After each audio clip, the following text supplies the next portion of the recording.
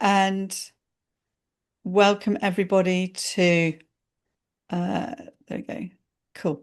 So feel free to interrupt me, and if some of the slides I know are the text is quite small when it's on sharing with the dual, so feel free to just remind me to go to just screen sharing the slide, and I will do that. Perfect.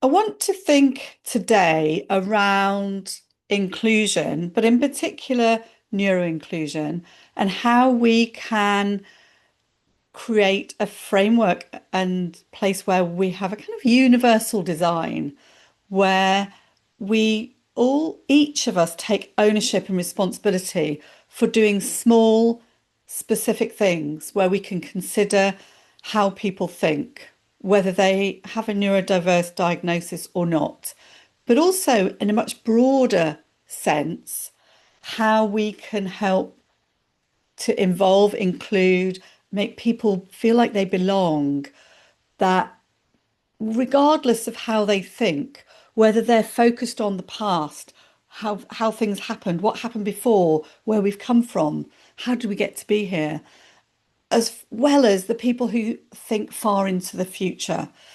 They really are dreamers, future thinkers. But not just about that difference in how people think in terms of time across years, decades, centuries, eons, but the speed of which people think. The people that think out loud live in the moment and are ahead of everybody else, seemingly, and quite often fail to communicate exactly what they're thinking. And also involve the people who are super deep, reflective, internal thinkers. The joy, the action for them is actually just thinking about a problem from this angle, this angle, this angle, that angle. How can we make sure we capture the depth of what they think about, what they know, and what they uncover? So I'd like to be a little bit interactive today as well. And I want to also make sure that what I'm talking about is has a very clear, specific application, something that you can take away. Today's also a, me unveiling some of the thinking that has evolved in my head from my experiences, my observations, and work that I was doing in 2020. It's all beginning to come together. So you are the people who are first to start seeing what's been going on in my head. So let's think about the ubiquitous engine of the workplace, whether you're in higher education, professional learned societies, or working in industry. The meeting. How can we make meetings work? And this directly translates, if you're an academic, to seminars or lectures. How can you stitch in golden threads for each person sitting in your audience and make them feel part of it? So in the chat, think about the best meeting that you've ever been in. What made it work? Add some thoughts into the chat. Some of you might want a minute to work to think about that before you add. There is no right answer, wrong answer. What makes a meeting work for you? What makes it one where you feel like you belong and that you can contribute? Definitely a clear agenda. Why am I there? What is the purpose? What can people contribute? Everybody being able to have a voice. People being able to listen as well.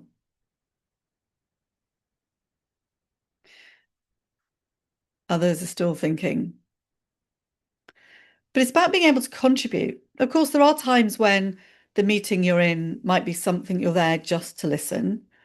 But equally, it's nice to be able to have a voice and be made to feel valid.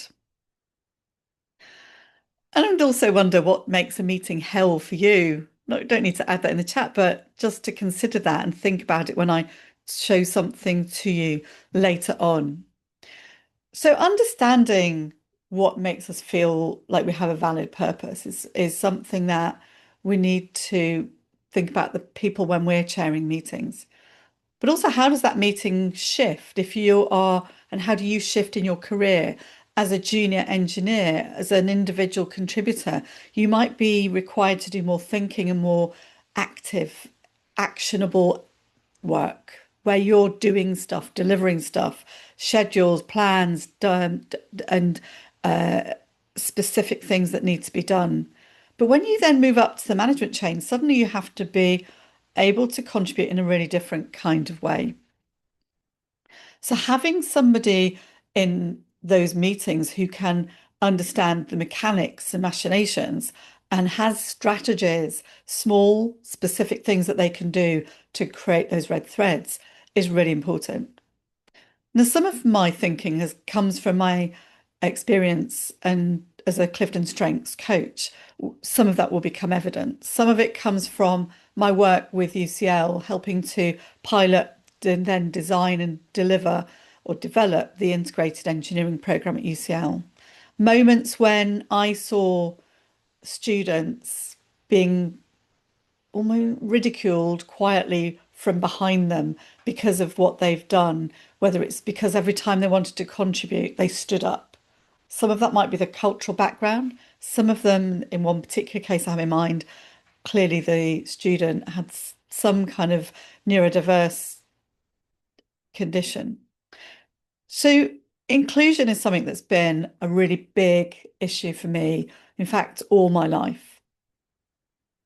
I am the person who um, is choosing the wrong screen share. Share my screen side by side.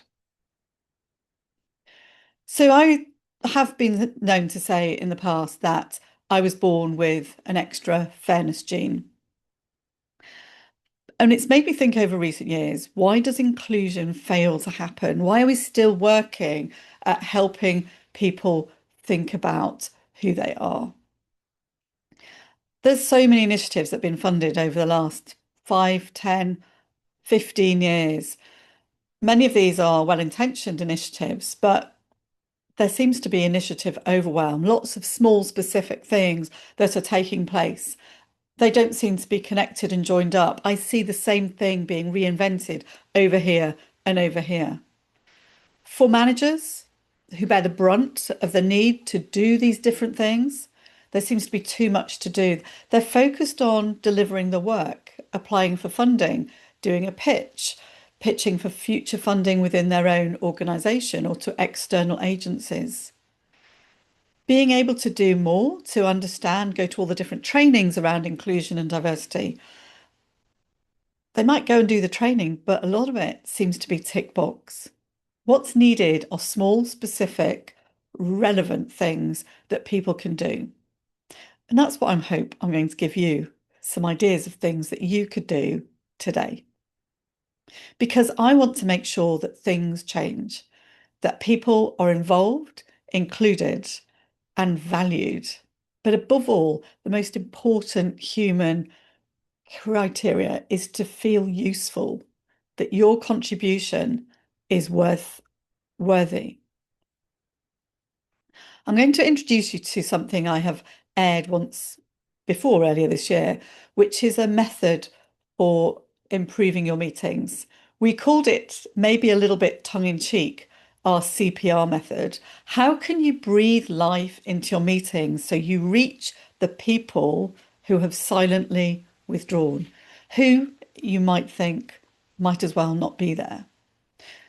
This, of course, comes out of the Katalytik RISE methodology, and I'll touch on that later.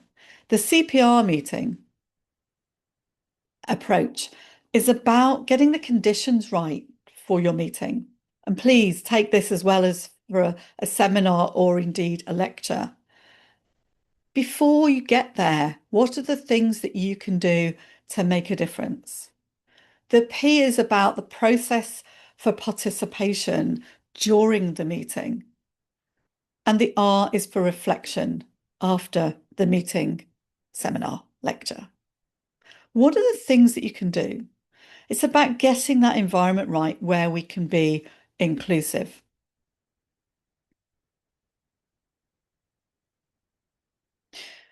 So let's think about this with a bit of an engineering slant. What is the design problem? So in engineering, we have this precursor engineering education. And this is how we're shaping the people who are our future professional engineers and our future leaders. And engineering is brilliantly designed in the way that we go about teaching it for the large part, and even potentially more so with the growth in problem-based learning for a particular kind of thinker, particular character. The person that's fast, that's verbal, that's confident, that can speak out, speak up when they know it's right. But often as well, I've observed, not necessarily, it's just that they need to speak out. And that's because those people think aloud. That's how they process information. They listen to somebody and it sparks an idea and they share it. And that's where they start putting things together. The rest of people, we kind of expect them to adapt to fit in. And many don't actually fit in. And we find that they leave quite often silently. They realize this isn't for me. I don't fit. I'm not like that person. I don't want to be like that person. And so some of this is ingrained from the experience I mentioned before in this first pilot of introducing Clifton Strengths with electronics students at UCL, when this student couldn't stop himself from standing up. Maybe he had Tourette's, he had tics, he had to contribute, he had to speak out. As soon as a thought came in, he wanted to share it. And the rest of the 18 and 19-year-olds, but that's what most of them were sniggering behind their hands as they saw this guy for the fourth time jump up and contribute what he felt. And that really is, landed right inside me. And I carry that thought and the memory and the angst. And the workshops I've done with students of all ages and in my workshops is how can I help them get as much out of this workshop or this experience as everybody else that's taking part. One of the other challenges in engineering is we have this myth of meritocracy. Hard work is not just enough to succeed.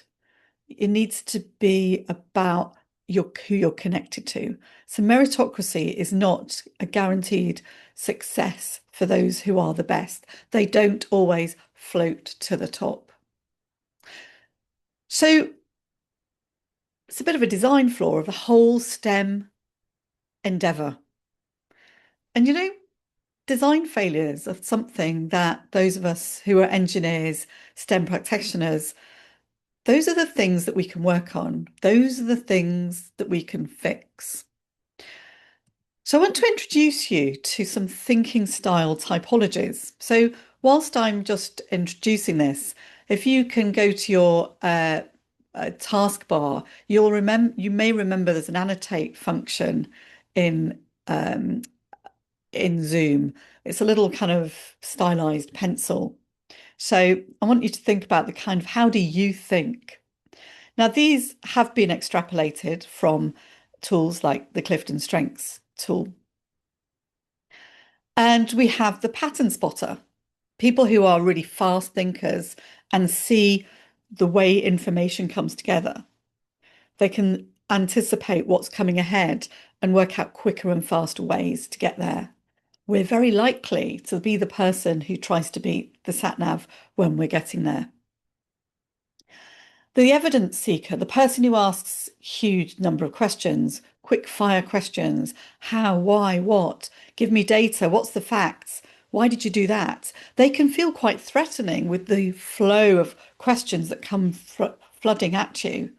Which of these thinkers are you? If you could just put a mark down the side of a thinking type, you may be multiple versions of these. You may be a pattern spotter. You may be a collector who loves knowledge and information and can't stop yourself from gathering more, whether it's academic papers, it's books on how to do this or how to do that.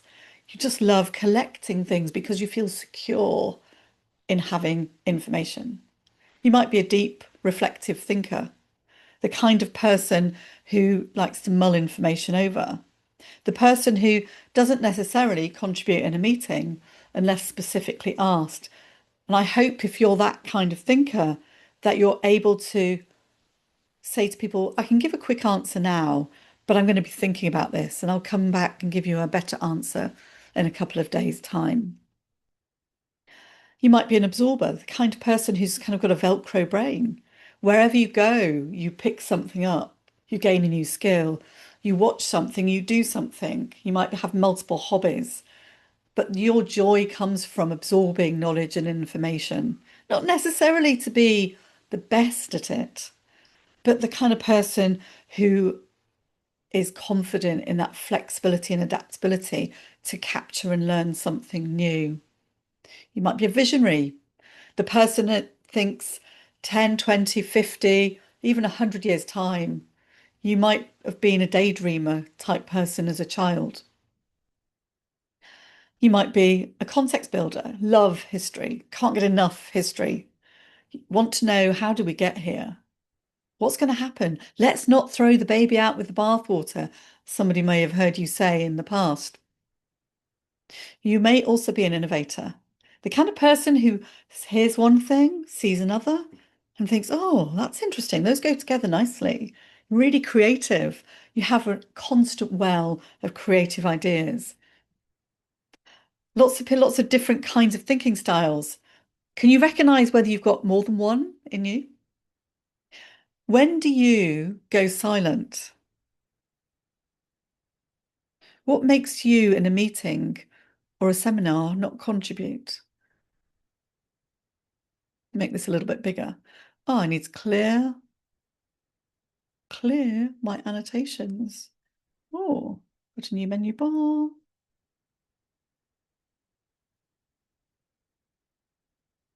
Ah, so somehow there is an eraser. Oh, I've got, surely you can just, brilliant. So when do you go silent?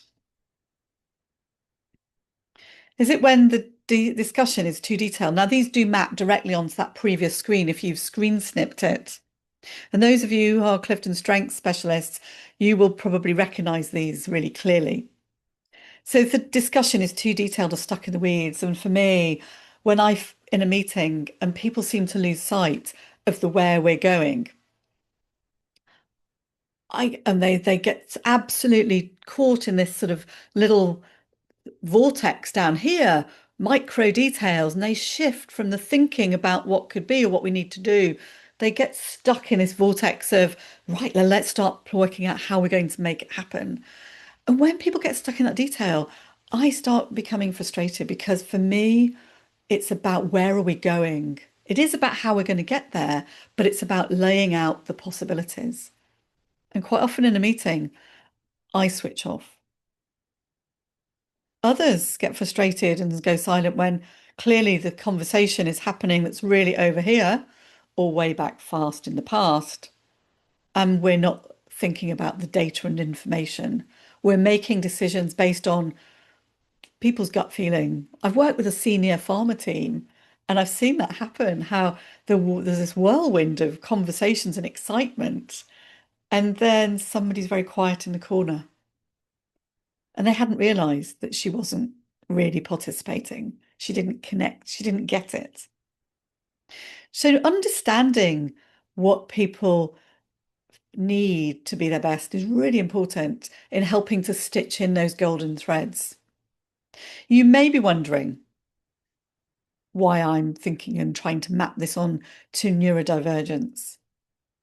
And some of this comes from stories in books that I've read, business style books, and one in particular, Oscar Trimboli, author of the book How to Listen, talked around a senior meeting at a technology company, how the chair was really frustrated because one of the participants was looking down at a lap for the whole meeting.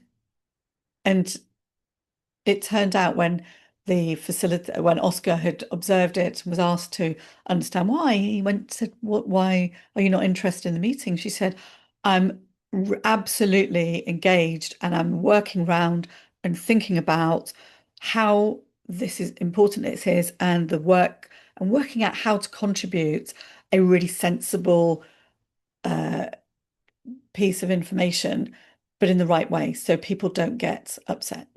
And she said, I can't focus unless I'm looking somewhere else. I can't look at people, I get distracted. And so every silent person in the room has a thinking type or several different thinking types. You might be losing really important things. You might be not getting people to really engage with your content.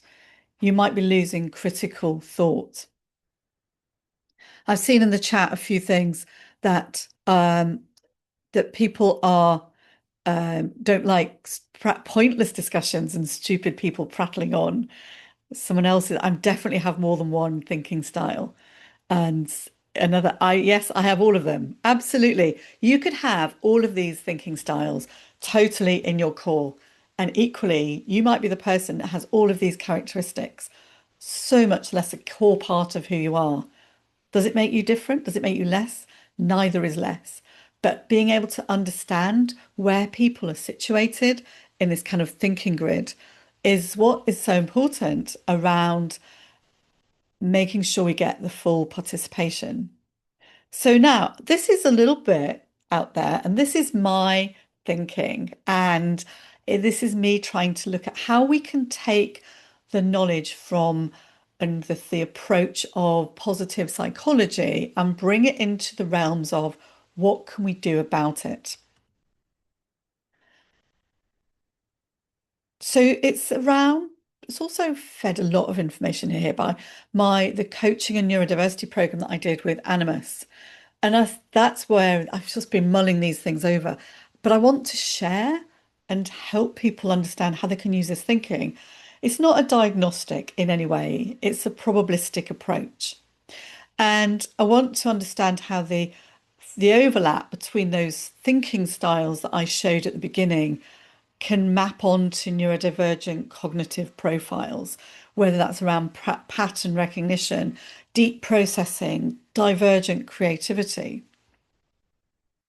and whether it's around, but also about helping people recognize where their spiky profile is, where they have exceptional strength and power, or whether they're more about asynchronous expression of ideas and information, being able to um, connect their thinking approach with their communication style. Some people do that. I'm not quite sure how to help you with that. Alexa's not quite sure how to help me with that. And about your communication speed, is it that your brain jumps so far ahead and so fast that you can't communicate in a time and pace for other people? Or is it that you just talk out loud and don't know that you need to really filter it? So there's a number of different papers that I can share with people that I've drawn on as well, looking at neurodiversity and how people's brains are wired, which looks at how people show up at work. So I'm trying to shift away from this deficit model. So some of those thinking types that I mentioned earlier, I've just got a couple to share with you as an example. I've been on content only, so I'll stay on that. So the collector, so the person that just loves knowledge and information, it gives them a security blanket. So think about a common neurodiverse manifestation, and I haven't quite got this mapping sorted out yet and how to present this, but I'm working on it. So uh, the collector, so the thinking styles that might be seen in some autistic characteristics. Now, we know from the last, when I was doing the course that I did, there were 4 types of autism. So think about that. And one of them is around people who have deep special interests and extensive knowledge around certain things. Consider how they might capture information, how they might accumulate it, how they might categorize it, and how they might want a really complete set of knowledge, information, or indeed things. So this collector is not just about knowledge and information, it sometimes is about things too. How do people who've got one of the 7 types of ADHD manage and process information? They are more likely to have broad and multi-topic collecting, which is driven by their curiosity.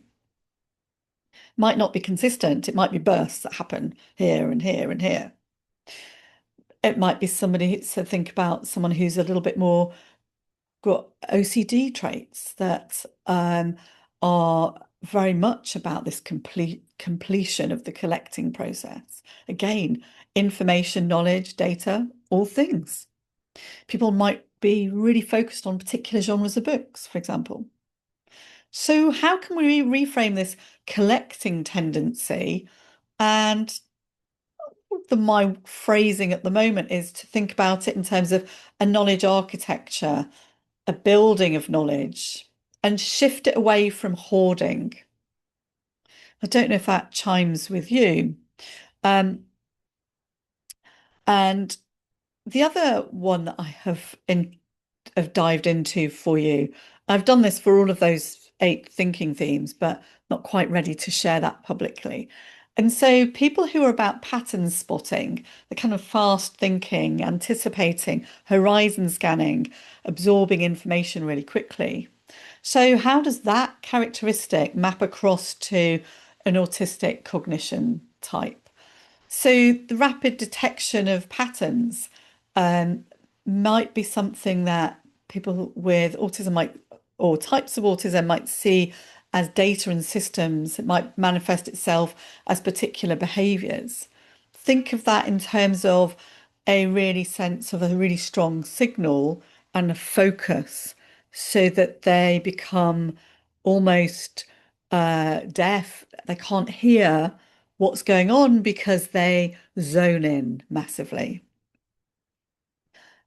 In somebody who's got an ADHD diagnosis, again, one of the 7 current typologies, they may see these patterns really quickly and they make creative associations because they have a brain that's got a huge number of interlinked, cross-linked wirings going on. And those rapid thinking shifts in a meeting, for example, that goes into some mundane detail, they may shift quickly from participatory to boredom or creativity, extra creativity, when the task seems to be complete. What is the next thing that we need to do? Many people who've got one neurodiverse cognition type might are more likely, they typically coexist. There's this co-occurrence that seems to occur. And people with dyslexia may be more likely to be big picture patternish, seeing what's going on and again pulling things out of the ether that other people absolutely don't see. They're not typically linear thinkers. So, how can we reframe that into a positive construct? So, it's not about being fixated on detail, but it's having this high resolution pattern detection. So, those things for you to think about.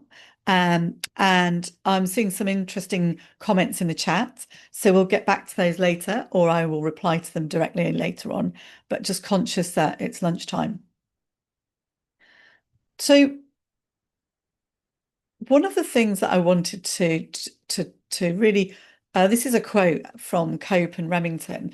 So autistic individuals reported strengths such as deep focus, creativity, memory, and distinctive problem-solving perspectives. The challenge is not whether these strengths exist, but whether our educational and organizational systems are designed to recognize them. So it's good to know that there's some research and evidence that backs up this kind of challenge that we're facing, that we need to be really intentional about how we are able to include people. It's not what I want people to do is move to a space where we are able to shift the way that we operate in meetings, lectures, seminars, and not keep having to think we've got an adjustment for this, an adjustment for that. It's around enabling people to contribute and to perform. So I've mapped together into this table, which isn't perfect. I just want to stress. Edie, is that readable on the screen? No, I think you need to make it bigger, full Sure. screen. Okay. Okay. So here on the left-hand column, we've got the thinking style, and some of you have identified with one or more of those. I saw one comment, someone said definitely more than one. And what I've got in the next column is a neurodiverse expression of characteristics, which I've mapped from different neurotypes into these thinking styles. And so then I'm looking in the next column about how are those characteristics that are going to be a little bit kind of dialed up, a bit louder than for someone who would be characterized as neurotypical. And so that might be misread as or labeled as those characteristics. And then in the final column, again, this isn't final, working on it. And I welcome conversations afterwards with people to give them a little bit of a tweak and polish, or to say, nice idea, Jan, it doesn't work. Is how can we reframe that? So let's pick out, we talked about the pattern spotter before. So the neurodiverse expression that's mapped onto that is around detecting a really deep inner structure, a kind of incisive precision.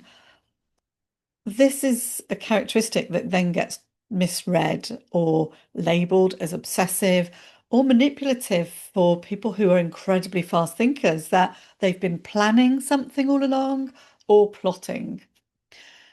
What is the reframe for that? I've called it precision perception. You have this kind of laser goggles that you can just see things that mere mortals just can't see. We talked around the collector. The collector, that the neurodiverse expression is somebody who would have this depth of knowledge around some specific things. And these can be really eclectic things, but is this satisfaction, this joy of having these sets of knowledge, information, or things? This is misread. It's labeled as being a hoarder, somebody who's got some kind of strange or weird collection of things on a shelf or has got this phenomenal library. But in actual fact, we could think of these people as systemic learners, that they have this in-depth knowledge and capacity to collate information. Wow, how powerful is that? And how can we use it? So I want to make sure you leave something today. So we've in the chat, Edie has uploaded the CPR table for you. And when I've finished working on this, I'll make sure that everybody who's here will get a final version of this sent through to them.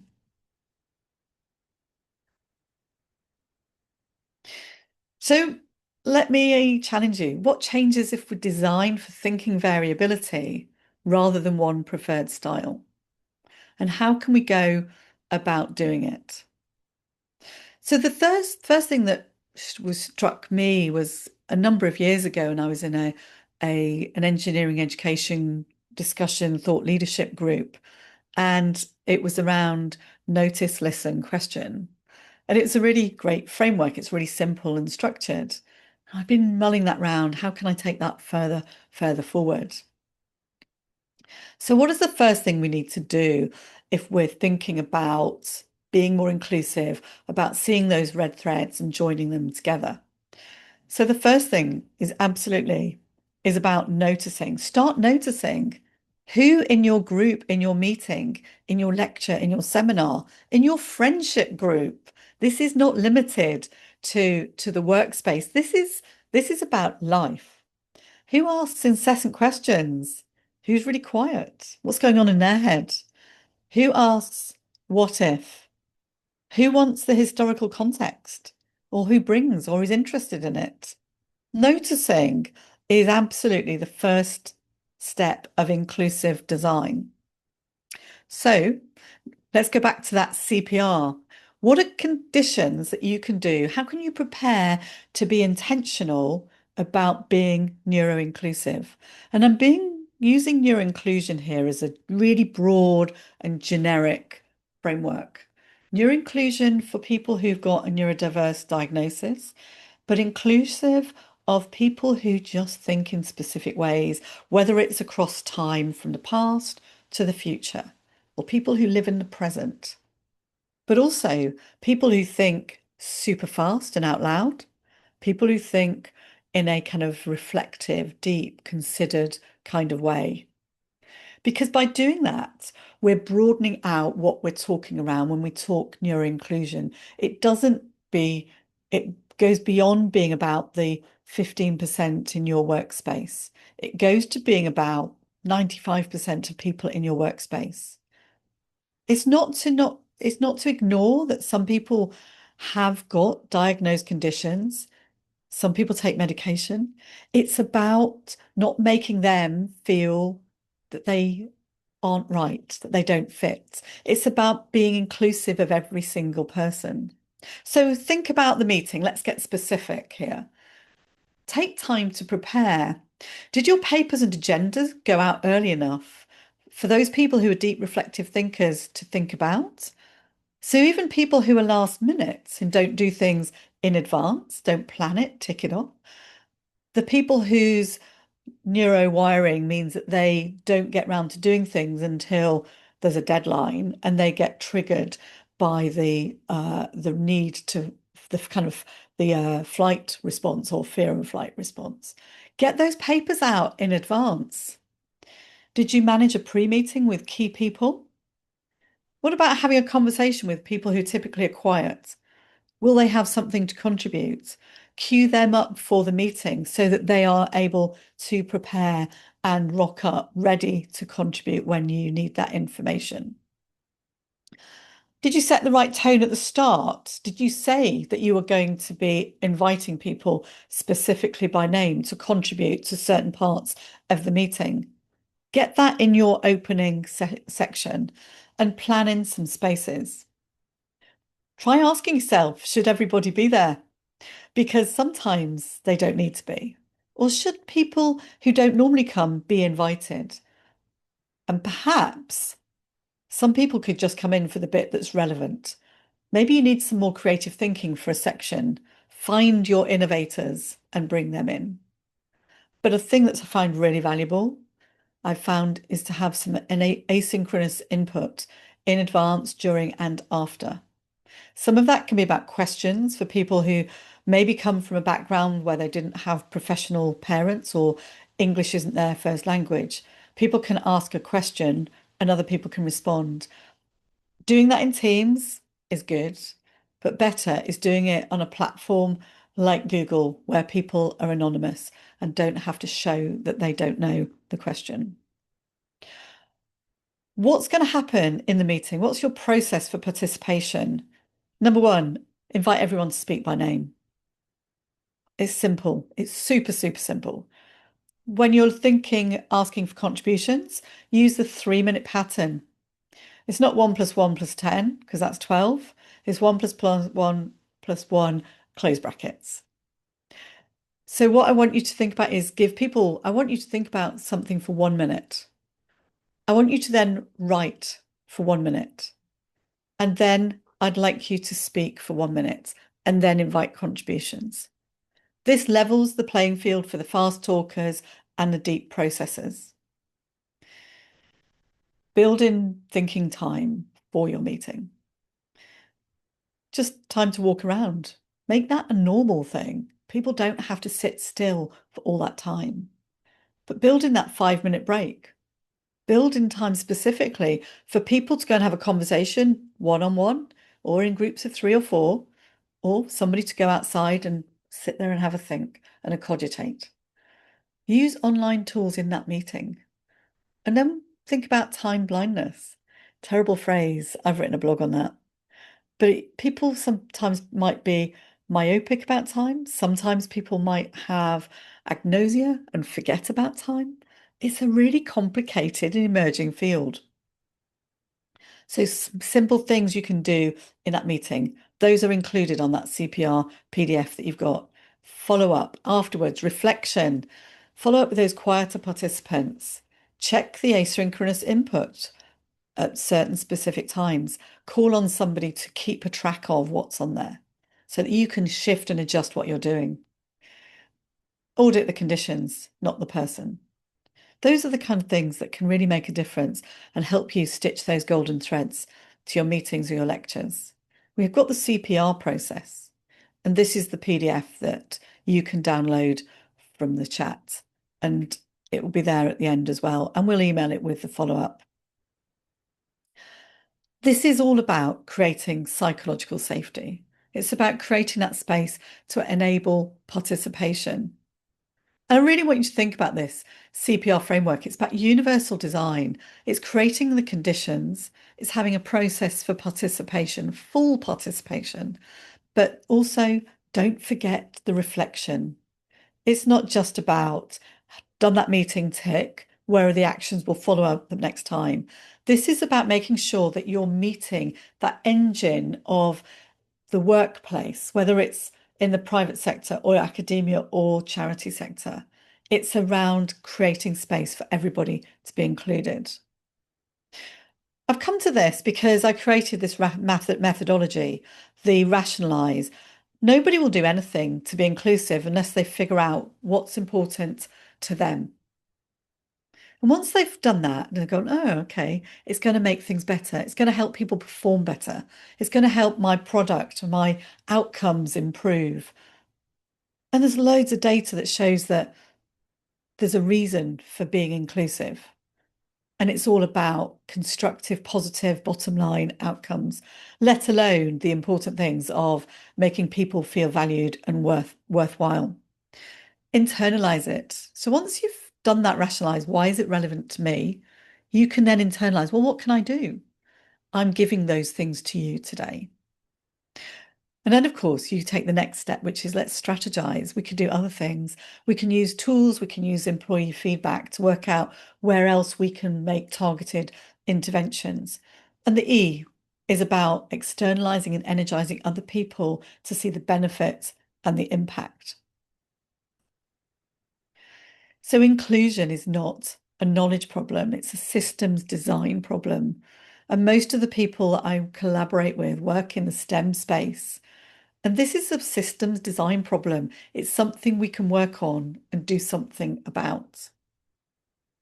And that's what we're here about Katalytik. We're about helping teams to redesign their meetings, their teaching, and their collaboration using a strengths-based and neuro-inclusive approaches.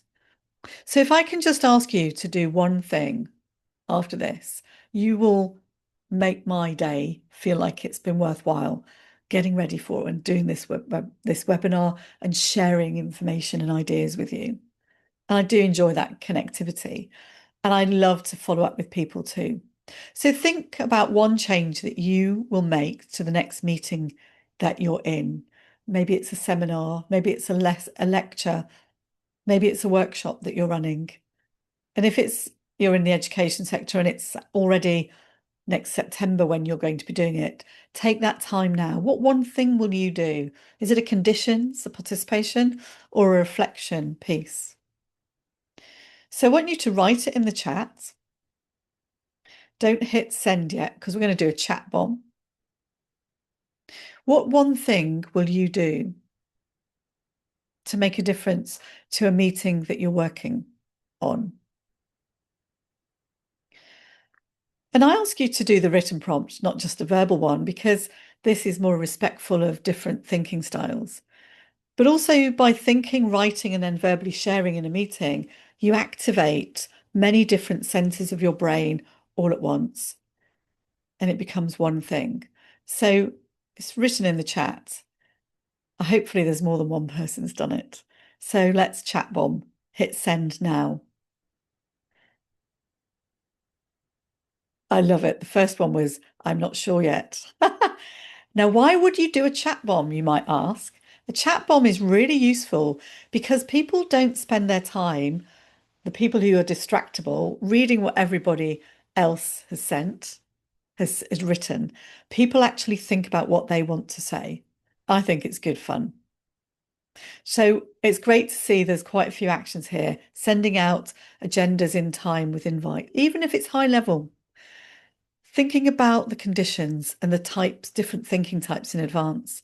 Do you know, I always start my meetings with something connecting to the past because my sense of connection to history in the past is so far down my neurotype that I have to be intentional. And growing up with a family where people in my family are absolutely passionate about history and love the past, I've realized that by connecting what I'm about to do or suggest to something in the past makes my life so much easier and more joyful. So that's really, I hope you've gained some insights. There's a newsletter that we send out twice a month now, which contains all sorts of diverse things around inclusion and a strengths approach to life. And we're focused on positive psychology. So please do sign up to it and we'd be delighted to share our thinking. I think now we've got a few minutes left before people need to run off to their next meeting or go for their lunch. So if you've got any questions, I'm going to stop sharing. Um, I'll just put that up so you can screen snip it or capture that with your phone. Has anybody got any thoughts or questions that they'd like to share? Any reflections? Am I crazy? Is this a coherent approach?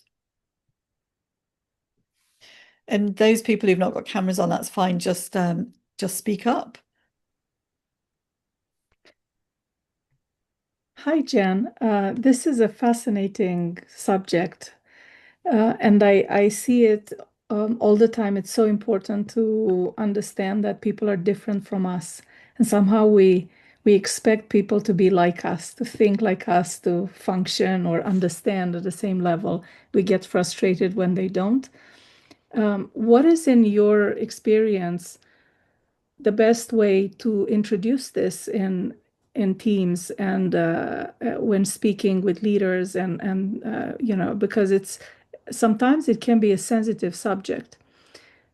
And how do you introduce this so teams can be more aware?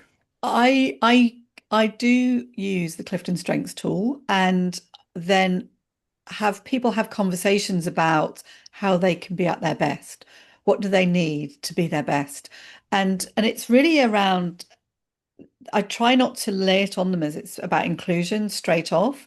And it's about having that conversation and realization that people have different value. And especially when I have people who've got in the sort of deep thinking, reflective approach, it gives that people think someone's just not interested, not connected, worrying about something outside of work, and they don't have that sense of the huge amount of processing that they are able to dedicate, but they enjoy dedicating to considering something. And I've heard people in when I've done one-to-one coachings describe people as being slow, about stupid or lazy because they're not doing things. And this creating these conversations, building awareness is really important. So I think stories work really well. So my observations in the past, how I think and function, how I've been frustrated, makes other people feel able to share it. So when I'm helping people, team leaders and managers to think about managing a meeting, I don't encourage them to do ever go shift completely at once. And the first thing might be to do this, inviting people to contribute by name, because those people who are struggle with social cues in a meeting won't contribute because they become worried and tied up with angst about, do they want to hear from me? Have I got the right question? Is it a stupid question? So inviting people by name for everybody helps to quieten the people who are always getting airtime, but also allows people to not feel called out because they don't know when.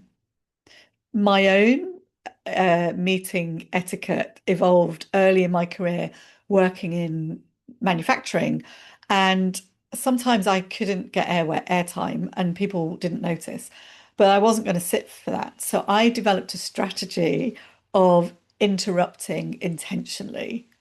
And I didn't realize how I did it, but thinking about it when I was talking with Oscar Trimboli, I realized that I notice people's breathing patterns and I wait till they breathe and I go in for it. And immediately, because they will have breathed and they'll be ready to talk. Oh, I'm so sorry. Oh, I'm sorry. I thought you'd finished. And I 9 times out of 10, they always, no, they don't always, 9 times out of 10, they will say, no, no, no, I've finished. Go on, go on. And it's an amazing, yeah, it's really powerful.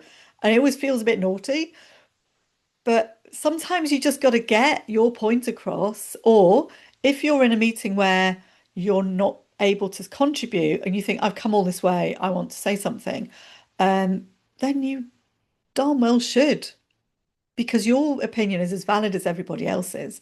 But you need to be, as a woman in STEM, you need to be noticed.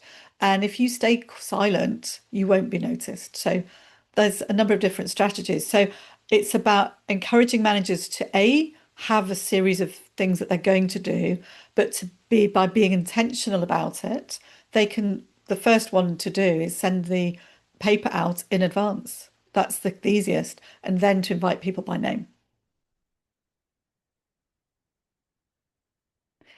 Any other questions? If there are none, I'm delighted to release you early and let you go and get your lunch. Do hope that you found there's some nuggets of interest here. And if you've got further thoughts, I'm always open, especially over the summer, end of July, August, for just a conversation and a chat to explore this in more detail. I'm going to be extending this and doing more work, but I kind of looking for some validation about the usefulness of it and how we can really strengthen what it is that we've begun to shape. I'm doing a workshop, as I said, at the Engineering Education Research Conference next week, and I'm hopeful that we'll be doing even more, some deeper dives into some of the aspects on it as well. So thank you. There's one more chat question. Oh, thank you, Edie. Appreciate that. Yeah, thank you. I appreciate that you found it useful. It's been really good to see people joining in. And I absolutely can share more details about Clifton Strengths with you. And if you've got the chat there, if you just want to book a half-hour call with me, I'll give more details about it one just directly. Otherwise, it's on the Gallup website. So thank you, everybody. Goodbye and have a great rest of the day and stay cool over the weekend. Thank you, Jan.